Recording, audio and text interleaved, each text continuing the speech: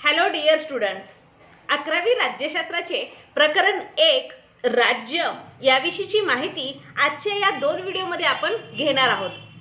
मागील व्हिडिओमध्ये आपण अभ्यासले ते म्हणजे राज्यशास्त्राचा एकूण असणारा अभ्यासक्रम, त्याची 4 विभागामध्ये केलेली विभागणी आणि त्या विभागणीनुसार जो पहिला विभाग आहे तो म्हणजे राजकीय संकल्पना.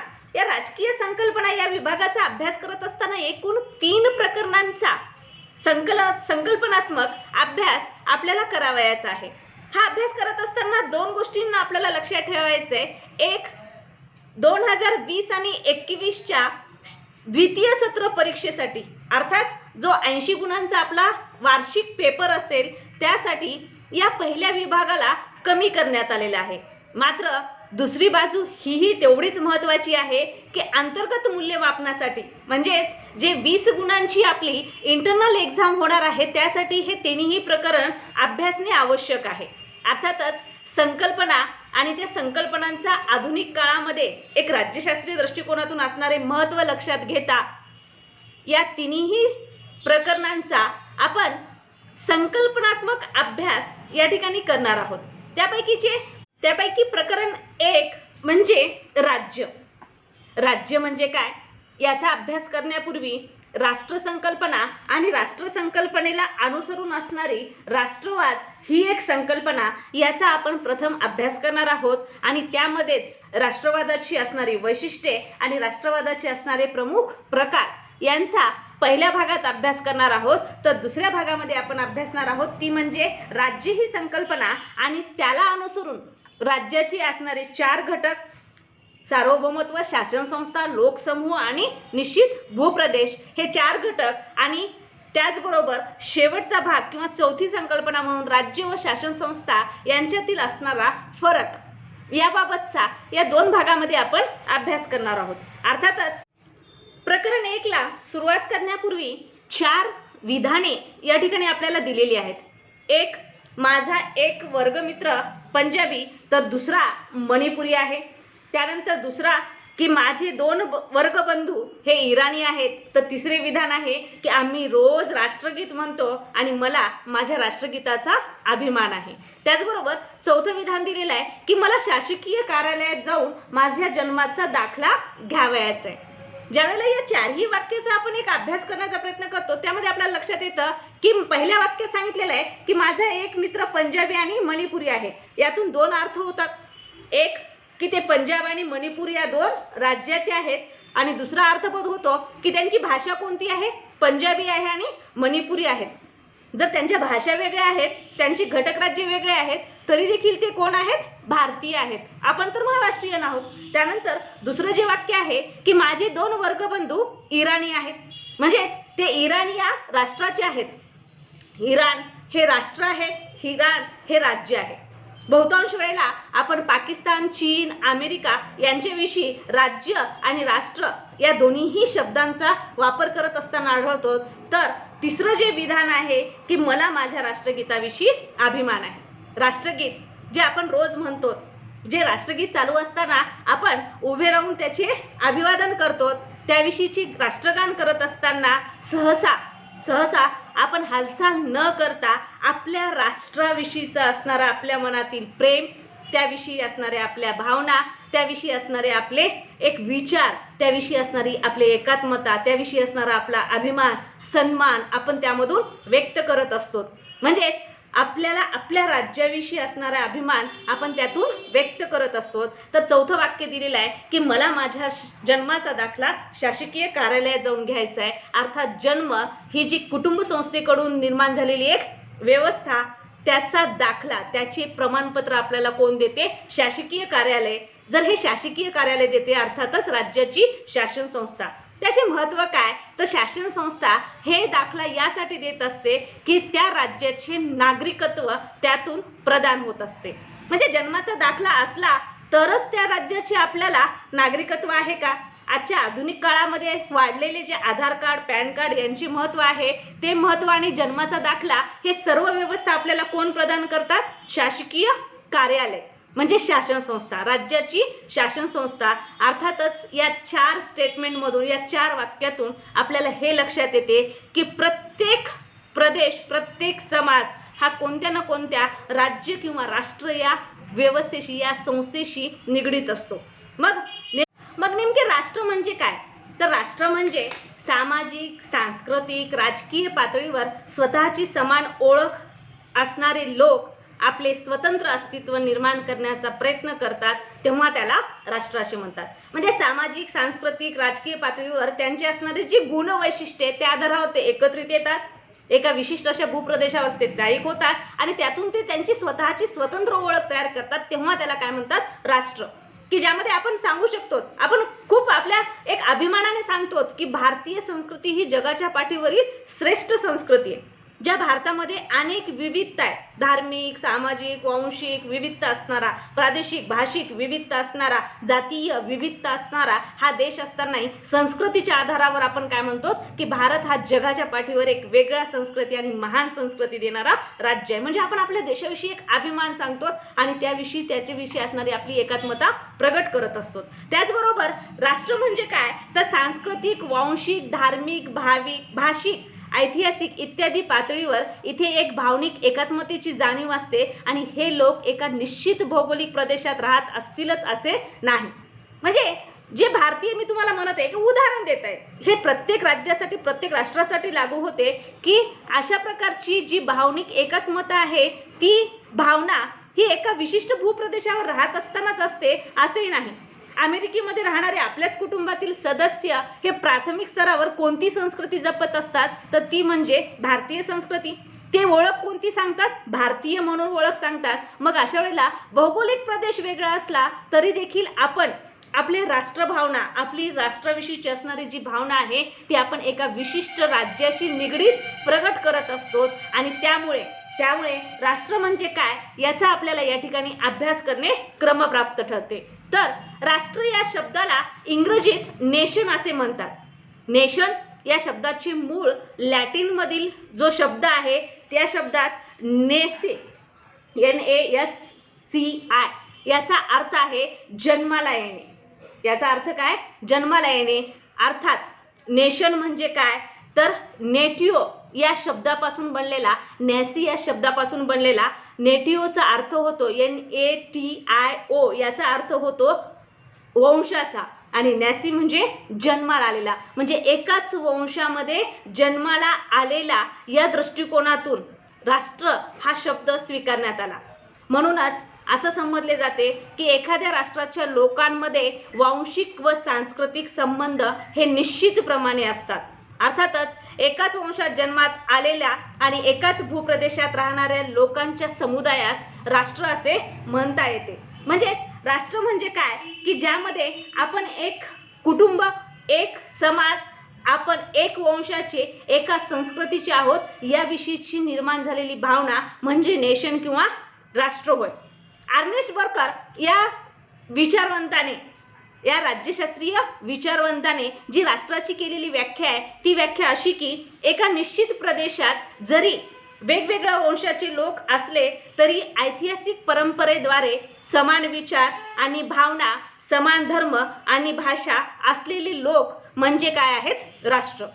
याचे एक उदाहरण देऊ शकतो आपण की भारतामध्ये या ठिकाणी जे संबोधलेलं आहे की अनेक वंशाचे लोक असले तरीही, की भारतामध्ये डॉक्टर BS गुहा या समाजशास्त्रज्ञांनी असे स्पष्ट केलेले आहे की एकूण 6 वंशापेक्षाही अधिक वंशाचे लोक, प्रामुख्याने 6 वंशाचे किंवा त्यापेक्षाही अधिक वंशाचे लोक भारतात राहतात तरी देखील त्यांच्यामध्ये एकात्मतेची भावना आहे. याचं कारण काय की ऐतिहासिक आपला असणारा इतिहास, आपल्या इतिहासामधील असणाऱ्या क्रांतिकारकांसाठी आपली असणारी भावना, इतिहासाविषयी आपली असणारी प्रेम या दृष्टिकोनातून, त्याचबरोबर आपल्या समाजाविषयी, समाजामध्ये राहत असताना समाज, आपला धर्म, आपले विचार, भावना याविषयी जेव्हा आपल्या मनामध्ये एकात्मतेची भावना असते तेव्हा देखील ते काय आहे? राष्ट्र आहे. समान धर्माच्या आधारावर आपण सांगू शकतो की इस्लाम धर्माच्या आधारावर अनेक इस्लामिक कंट्रीची निर्मिती झाली. त्याचबरोबर भाषेच्या आधारावर फ्रेंच, स्पॅनिश या भाषांच्या आधारावर स्पेन आणि फ्रान्स या राज्यांची निर्मिती झाली. जर्मनी भाषेच्या आधारावर जर्मनी या राज्याची निर्मिती झाली. म्हणजेच भाषा हा देखील एकात्मतेसाठी एक घटक ठरू शकतो. म्हणजेच अर्नेस्ट बर्कर यांच्या व्याख्येतून हे स्पष्ट केलेलं आहे की राष्ट्र म्हणजे काय, तर राष्ट्र म्हणजे ज्या वेळेला आपल्या मनामध्ये आपण कोणत्याही घटकाच्या आधारावर, मग तो समान धर्म, समान वंश, समान संस्कृती, समान इतिहास, समान विचार, समान आपली भाषा, अशा कोणत्याही घटकाच्या आधारावर जेव्हा व्यक्ती समूहामध्ये एकात्मतेची भावना निर्माण होते तेव्हा त्याला राष्ट्र असे म्हणतात. अर्थातच या व्याख्येबरोबरच एक आणखी 2 व्याख्यांचा आपण थोडक्यात अभ्यास करू की बर्जेस या राजकीय विचारवंताने असे स्पष्ट केलेले आहे की वांशिक एकात्मता असलेल्या व एकाच भूप्रदेशात राहणाऱ्या लोकांच्या समूहास राष्ट्र असे म्हणतात.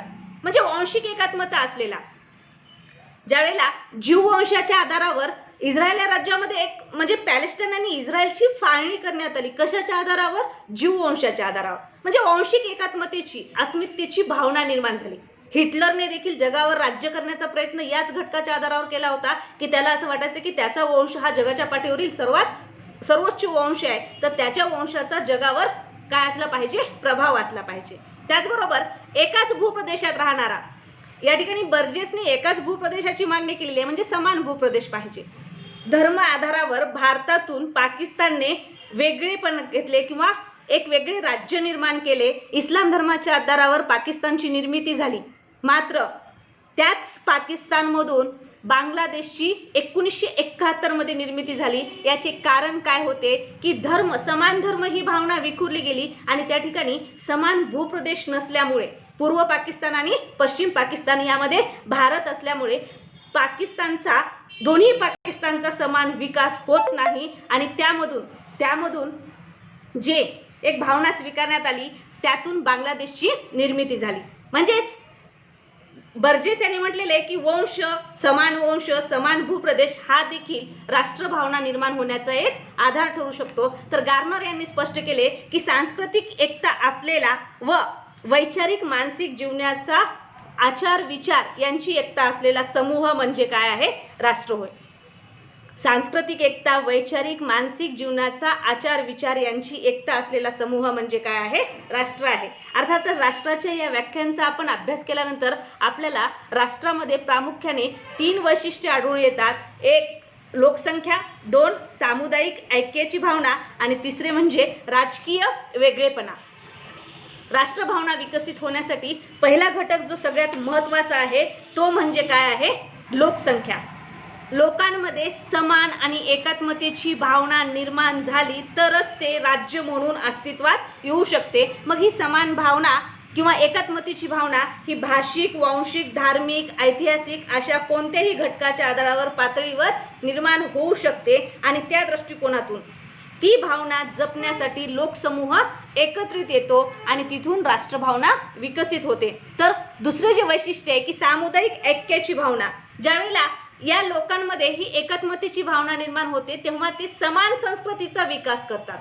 ते त्यांची स्वतःची एक संस्कृती निर्माण करतात. संस्कृतीमध्ये अनेक घटक येतात. दैनंदिन जीवनातील असणारे आपल्या वेशभूषा, केशभूषा, खाणे पिणे, उठणे बसणे, त्याचबरोबर आपली असणारी सामाजिक, आर्थिक, राजकीय व्यवस्था आणि चालीरीती, रूढी, परंपरा, धर्म, आपले असणारे सांस्कृतिक कार्यक्रम या सर्वांचा समावेश होतो संस्कृतीमध्ये.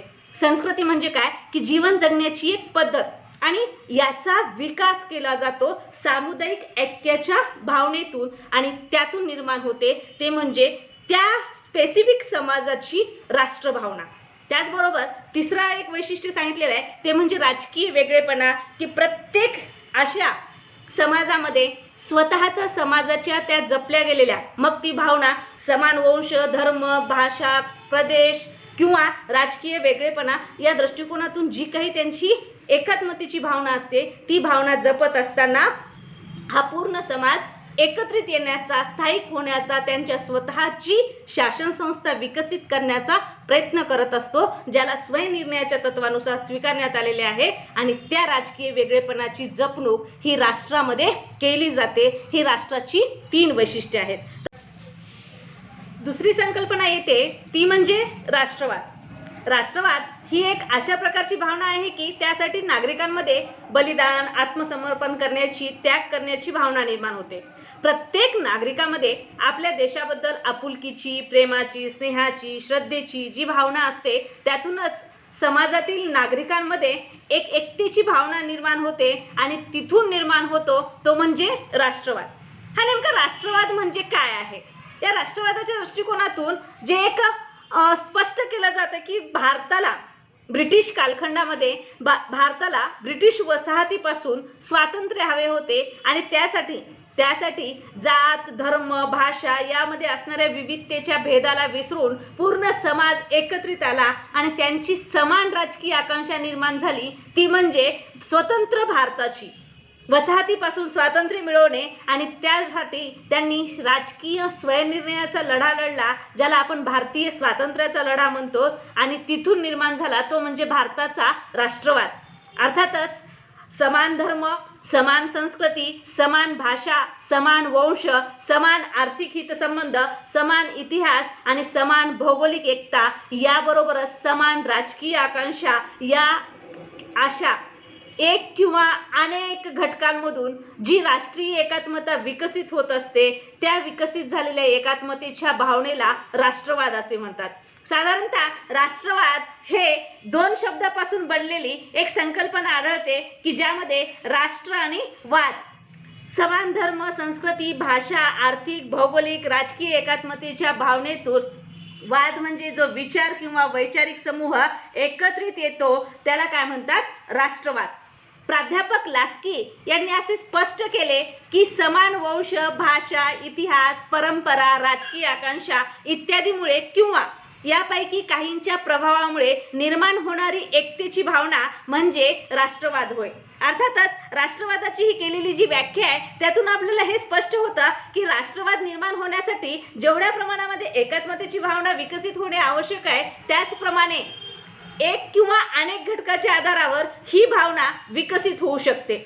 मग ते घटक कोणते? ते घटक म्हणजे त्या समाजामध्ये स्वीकारले गेलेले वंश, भाषा, इतिहास किंवा राजकीय आकांक्षा, ज्याला स्वयंनिर्णयाच्या तत्वाचा एक स्वीकार केला जातो, यापैकी एक किंवा अनेक घटक त्या ठिकाणी आढळून येऊ शकतात. म्हणजेच ही जी एक व्यवस्था की ज्यामध्ये राष्ट्रवाद म्हणजे धर्म, संस्कृती, भाषा, आर्थिक, भौगोलिक, राजकीय एकात्मतेच्या विचाराला किंवा विचार समूहालाच राष्ट्रवाद असे म्हणतात. त्यामधून आपल्याला जे स्पष्ट होते की राष्ट्रवाद ही एक राजकीय अस्मिता असते, राष्ट्राविषयीचे प्रेम असते, लोकांच्या भावनिक जवळीकता असते आणि त्याचबरोबर स्वराष्ट्रासाठी काही करण्याची प्रेरणा असते. लोकांना देशाशी राजकीय पातळीवर एकनिष्ठ करणारी शक्ती म्हणजे काय आहे? राष्ट्रवाद. आपण पाहतो की ज्यावेळेला आंतरराष्ट्रीय स्तरावर क्रिकेट हा खेळ खेळला जातो, त्यामध्ये जेव्हा ऑस्ट्रेलिया, झिम्बाब्वे, न्यूझीलंड यांचे जेव्हा क्रिकेट असतात किंवा मॅचेस असतात, त्यावेळेला आपण तेवढासा त्यामध्ये आपण रस दाखवत नाही. मात्र ज्या वेळेला भारताची टीम आंतरराष्ट्रीय स्तरावर खेळत असते तेव्हा आपण आपल्या टीमला प्रोत्साहन देण्याचा, त्याचा जय जयकार करण्याचा सातत्याने प्रयत्न करतो. ही भावना म्हणजे काय आहे? आपल्या क्रिकेट टीमविषयी, म्हणजे ती कुणाची आहे? आपल्या देशाशी, आपल्या राष्ट्राची, आपल्या भारताची ही जी भावना आहे, या भावनेला काय म्हणतात? राष्ट्रीय एकात्मता. दुसरी एक बाजू आपण सांगू शकतो की आपल्या राष्ट्राविषयी प्रेम असते. जेव्हा युद्ध होते किंवा युद्धजन्य परिस्थिती असते, जम्मू काश्मीरमध्ये सातत्याने होणारे जे दहशतवादी हल्ले आहेत किंवा ज्यावेळेला आपले जवान शहीद होतात, त्यावेळेला आपण निश्चितच त्यांना श्रद्धांजली वाहत असताना त्या जवानांना, त्या सैन्यदलाला पाठिंबा देण्याचा सातत्याने मनातून, अंतःकरणातून प्रयत्न करत असतो. त्यासाठीच आजची तरुण पिढी जी एक राष्ट्रप्रेम दाखवत असताना प्रामुख्याने विद्यार्थी तरुण वर्ग हा आर्मी क्षेत्राकडे वळत असताना आपल्याला आढळतो. त्याचे कारणच हे आहे की आपल्या भारताविषयी असणारी, त्याच्या संरक्षणाविषयी असणारी त्याची आत्मीयता, म्हणजेच स्वराष्ट्रासाठी काही करण्याची प्रेरणा, यातून ते या क्षेत्राकडे वळतात. म्हणजेच राष्ट्रीय एकात्मता साध्य करत असताना किंवा ही जी एकात्मतेची भावना आहे ती साध्य करत असताना आपण आपल्या राष्ट्रगीतासाठीही तेवढीच एकात्मता दाखवतो. राष्ट्रगीताच्या वेळी आपण उठून उभे राहतो. त्याचबरोबर राष्ट्रगीत असो किंवा देशावर जर एखादी नैसर्गिक आपत्ती जरी आली तर पूर्ण भारत आपला एक होतो. केदारनाथला प्रलय आला, सध्याचा चालू असणारा कोरोना काळ असेल, या सर्वच काळामध्ये आपला पूर्ण समाज जो अनेक जात, धर्म, वंश, भाषा, प्रादेशिक इत्यादी विविधतेत एक विखुरला गेलेला असतानाही एकात्मिक आहे. हे एकात्मिक असण्याचं कारण हेच आहे, ती म्हणजे भारताची असणारी समान संस्कृती, भारताच्या इतिहासाविषयी आपल्या मनामध्ये असणारा एक अभिमान आणि आपल्या भारताविषयी असणारी आपली एकात्मतेची भावना. म्हणजेच राष्ट्रीय पातळीवर, राजकीय पातळीवर एकनिष्ठ होऊन जेव्हा आपण एक शक्ती बनतो तेव्हा त्याला काय म्हणतात? राष्ट्रवाद. अर्थातच या राष्ट्रवादाची जी प्रामुख्याने वैशिष्ट्ये सांगितली जातात त्यापैकी पहिलं वैशिष्ट्य म्हणजे राष्ट्रवाद ही एक शक्ती आहे. राष्ट्रवाद ही एक शक्ती आहे की ज्यामध्ये एकताही निर्माण होऊ शकते, तर त्याचबरोबर ती एखाद्या गोष्टीचा नाश देखील करू शकते. एक उदाहरण आपण सांगू शकतो. एकता निर्माण होऊ शकते की ज्या वेळेला ब्रिटिशांचा विरोध करायचा होता तर हिंदू आणि इस्लाम धर्म हा एकत्रित आला, त्यांनी स्वातंत्र्याचा लढा लढला आणि भारताला स्वातंत्र्य मिळवून दिले. हे काय होते? राष्ट्रवाद. पण विनाश देखील करू शकते जेव्हा हिटलरने त्याच्याच राज्यामध्ये वंशतत्वाच्या आधारावर स्वतःची हुकुमशाही प्रस्थापित करण्याचा प्रयत्न सुरू केला, तेव्हा त्या ठिकाणच्या जनतेने त्याला विरोध केला. सोव्हिएत रशियाचे विघटन झाले का? कारण अतिरेकी राष्ट्रवादाचा विनाश देखील याच राष्ट्रवादी भावनेतून होऊ शकतो, ज्याला आपण दोन प्रकारामध्ये विभागलेले सांगतो. एक म्हणजे प्रागतिक राष्ट्रवाद आणि दुसरा म्हणजे आक्रमक राष्ट्रवाद. प्रागतिक राष्ट्रवाद जो स्वतःच्या स्वराज्याच्या विकासाबरोबरच इतर राज्यांच्याही विकासाला सातत्याने प्रयत्नशील असणे, मदत करणे म्हणजे प्रागतिक राष्ट्रवाद. विकासाची भावना ठेवून एकत्रित आलेला समाज म्हणजे काय आहे? प्रागतिक राष्ट्रवाद. तर आक्रमक राष्ट्रवाद की जो याच्या विरोधात असतो. फक्त स्वतःच्या राज्याचा विकास, स्वतःच्या राष्ट्राचा विकास या दृष्टिकोनातून जेव्हा एक राष्ट्रवाद स्वीकारला जातो तेव्हा त्याला काय म्हणतात? आक्रमक राष्ट्रवाद. म्हणजे राष्ट्रवाद ही एक शक्ती आहे की ज्या शक्तीमधून एकताही निर्माण होऊ शकते तर विरोधही निर्माण होऊ शकतो. तर त्याचबरोबर दुसरे वैशिष्ट्य सांगितलेले आहे की राष्ट्रवाद साम्राज्यवाद व वसाहतवादाला विरोधी असतो. निश्चितच आधुनिक काळात जो राष्ट्रवादाचा सातत्याने स्वीकार आणि विकास झाला याचे प्रमुख एक कारण ठरले ते म्हणजे युरोप खंडाची जगाच्या पाठीवर प्रस्थापित झालेली जी साम्राज्यवाद आणि वसाहतवादी विचारसरणी किंवा जे धोरण होते, त्यातून आशिया आणि आफ्रिका खंडामध्ये पहिल्या आणि दुसऱ्या महायुद्धानंतर जे स्वातंत्र्याचे लढे लढले गेले त्या लढ्यांचा मूळ उद्देश हाच होता की साम्राज्यवाद आणि वसाहतवादाला विरोध करणे. अर्थातच हा विरोध करत असताना साधारणतः प्रत्येक राज्याने वुड्रो विल्सन यांनी पहिल्या महायुद्धानंतर सांगितलेल्या स्वयंनिर्णयाच्या तत्वाचा स्वीकार केलेला आपल्याला आढळून येतो. तर तिसरे वैशिष्ट्य सांगितले जाते ते म्हणजे राष्ट्रवाद विविधतेलाही प्रोत्साहन देते की ज्यामध्ये भारताचंच आपण परत उदाहरण घेऊ शकतो की धार्मिक, वांशिक, भाषिक, प्रादेशिक इत्यादी विविधता असून हा भारत एक आहे. भारतातून आजही कोणतेही घटक राज्य फुटून बाहेर पडू शकत नाही. खलिस्तानवादी चळवळ झाली तरी देखील सिखांचे राज्य निर्माण झाले नाही. याचे कारणच एक आहे की भारतामध्ये विविधतेत देखील एकता साध्य करण्याचा संविधानात्मक आणि समाजाने केलेला प्रयत्न. म्हणजेच एकात्मता ज्या वेळेला विकसित होते ती विकसित झालेली एकात्मता ही राज्याच्या किंवा राष्ट्रातील विविधतेला देखील प्रोत्साहन देऊ शकते, ती विविधता जपण्यास प्रोत्साहन देऊ शकते. म्हणजेच राष्ट्रवादाच्या या वैशिष्ट्याबरोबरच राष्ट्रवादाचे जे प्रामुख्याने 4 प्रकार सांगितले जातात, तसे राष्ट्रवादाचे अनेक प्रकार आहेत. अनेक विचारवंतांनी राष्ट्रवादाची ज्याप्रमाणे ठळक व्याख्या करणे शक्य नाही म्हटले, त्याचप्रमाणे राष्ट्रवादाचे प्रकार देखील स्पष्ट करणे शक्य नाही आहेत. या राष्ट्रवादाच्या प्रकारामध्ये पहिला जो प्रकार सांगितला जातो तो म्हणजे उदारमतवादी राष्ट्रवाद. उदारमतवाद की ज्यामध्ये सर्वांचा समान विकास झाला पाहिजे या दृष्टिकोनातून आणि व्यक्ती विकास व स्वातंत्र्याला अनन्यसाधारण स्वरूपामध्ये महत्त्व दिले जाते. व्यक्ती विकास आणि स्वातंत्र्य साध्य करणे आणि त्यासाठी जी अमेरिकन आणि फ्रेंच राज्यक्रांती झाली त्या राज्यक्रांतीतून या उदारमतवादी विचारसरणीचा स्वीकार करण्यात आला. या उदारमतवादी विचारसरणीचा स्वीकार करत असताना अमेरिकेचे राष्ट्राध्यक्ष पहिल्या महायुद्धाच्या काळातील तत्कालीन जे जे राष्ट्राध्यक्ष होते वुड्रो विल्सन यांनी जगाला राष्ट्रसंकल्पनेला अनुसरून एक महत्त्वाची विचारसरणी दिली, ती म्हणजे स्वयंनिर्णयाचे तत्व.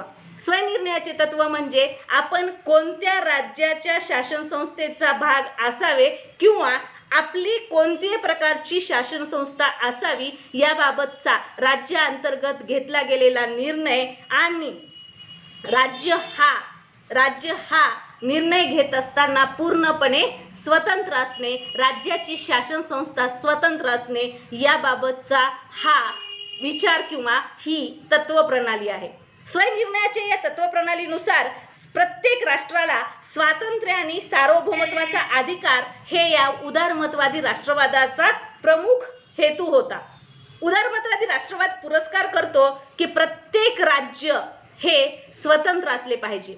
स्वतंत्र म्हणजे देशांतर्गत आणि देशाच्या बाहेर निर्णय घेत असताना त्या ठिकाणची शासन संस्था स्वतंत्र आणि सार्वभौम सर्वोच्च असली पाहिजे. आणि ही व्यवस्था म्हणजे काय आहे? स्वयंनिर्णयाचे तत्व किंवा उदारमतवादाचा केला गेलेला स्वीकार. याच विचारसरणीमधून जो आणखी एक राष्ट्रवादाचा प्रकार सांगितला जातो तो म्हणजे परंपरावादी राष्ट्रवाद. परंपरावादी राष्ट्रवाद की ज्यामध्ये समाजाला अंतर्मुख करणारा हा राष्ट्रवादाचा प्रकार आहे की ज्यात राष्ट्र आणि समाज यांचे संबंध अतिशय जवळचे असतात आणि समाजाकडून स्वदेशाभिमानाला हा राष्ट्रवाद प्रामुख्याने महत्त्व देतो. म्हणजे त्याला आंतरराष्ट्रीय जगाशी काही घेणे देणे नाही. माझा देश, माझे राज्य, माझा प्रदेश या दृष्टिकोनातून समाजामध्ये जो स्वदेश अभिमान स्वीकारला जातो त्या विचारसरणीला काय म्हणतात? परंपरावादी राष्ट्रवाद. तर तिसरा प्रकार येतो तो म्हणजे प्रसारवादी राष्ट्रवाद की ज्यात स्वतःच्या राष्ट्राविषयी गौरव, अभिमान असणे. माझा राष्ट्र हा काय आहे? सर्वोच्च आहे. माझा राष्ट्र हा इतर राष्ट्रांपेक्षा वेगळा आहे या दृष्टिकोनातून जी एक आक्रमक भूमिका घेतली जाते तेव्हा त्याला काय म्हणतात? प्रसारवादी राष्ट्रवाद. अर्थातच या प्रसारवादी राष्ट्रवादामधून स्वतःचे राज्य विस्तार करणे किंवा साम्राज्यवादी धोरण स्वीकारण्याची जी एक विचारसरणी मध्य काळामध्ये विकसित झाली त्याचा हा प्रकार होय की ज्यामध्ये मुसोलिनी, हिटलर याचबरोबर इंग्लंड, अमेरिका, रशिया, चीन, फ्रान्स या राज्यांनी जे पहिल्या आणि दुसऱ्या महायुद्धामधून भूमिका दाखवली ती भूमिका देखील कोणती होती? प्रसारवादी राष्ट्रवादाची. माझ्या राज्याचा, माझ्या राष्ट्राचा विकास झाला पाहिजे, साम्राज्याचा विस्तार झाला पाहिजे. वसाहतवाद हे या प्रसारवादी राष्ट्रवादाचे एक उदाहरण आहे. तर चौथा प्रकार येतो तो म्हणजे वसाहतवाद विरोधी राष्ट्रवाद.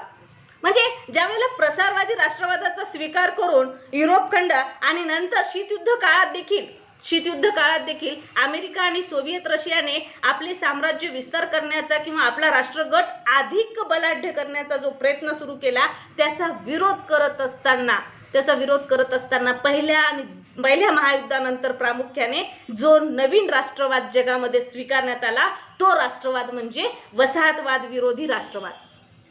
वसाहती निर्माण झाल्या होत्या. भारत हा ब्रिटिश कालखंडामध्ये राज्य नव्हता. भारताची आपण ओळख काय सांगतो? ब्रिटिश कालखंडातील ती एक वसाहत होती, ब्रिटिशांची वसाहत होती. ते राज्य नव्हते.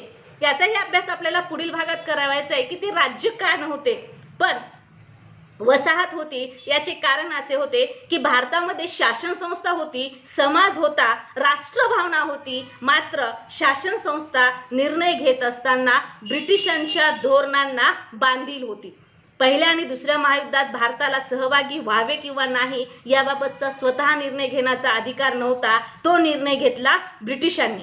म्हणजेच ही जी वसाहतवादी विचारसरणी होती की ज्यामधून अनेक आफ्रिका आणि आशिया खंडातील वसाहतींमध्ये या वसाहतवादास विरोध करत असताना जे स्वातंत्र्याची चळवळ निर्माण झाली ती चळवळ किंवा ती जी एक एकात्मतेची भावना की वसाहतवादाला विरोध करणे या भावनेला वसाहतवाद विरोधी राष्ट्रवाद असे संबोधण्यात आले. म्हणजेच राष्ट्रवाद ही एक अशी व्यवस्था की ज्या व्यवस्था म्हणण्यापेक्षा एक अशी प्रक्रिया की जी व्यक्तीच्या मानसिक अस्मितेशी, राजकीय अस्मितेशी, भावनेशी जुळलेली असलेली आपल्याला आढळून येते. म्हणजेच राष्ट्रवाद ही एक अशी विचारसरणी की ज्या विचारसरणीतून जगाच्या पाठीवर सर्वच राज्यांमध्ये प्रत्येक समाज हा कोणत्या ना कोणत्या घटकाच्या आधारावर, मग तो घटक समान धर्म, समान वंश, समान भाषा, समान इतिहास, समान राजकीय आकांक्षा, समान संस्कृती असा कोणताही घटक असेल, त्या घटकाच्या आधारावर जेव्हा त्या राज्यातील, त्या समाजातील नागरिकांमध्ये बलिदान, आत्मसमर्पण करण्याची, त्याग करण्याची जी भावना निर्माण होते आणि त्यातून स्वतःच्या देशाबद्दल आपुलकीची, प्रेमाची, श्रद्धेची, स्नेहाची जी भावना निर्माण होते, या सर्व भावनेला काय म्हणतात? राष्ट्रवाद. या राष्ट्रवादाला अनुसरून आज जगात सर्वच राज्याने स्वतःचे राजकीय स्वातंत्र्य टिकवून ठेवत असताना राष्ट्रवादी भावनेचा स्वीकार केलेला आपल्याला आढळून येतो. तर यापुढील भागामध्ये आपल्याला अभ्यास करावयाचा आहे तो म्हणजे राज्य म्हणजे काय, राज्यासाठी असणारे आवश्यक 4 घटक आणि त्याचबरोबर राज्य आणि शासन संस्था यामध्ये असणारा फरक आणि कशा प्रकारे राष्ट्र आणि राज्य या दोन्ही संकल्पना वेगवेगळ्या आहेत, याचा पुढील भागामध्ये आपण अभ्यास करणार आहोत.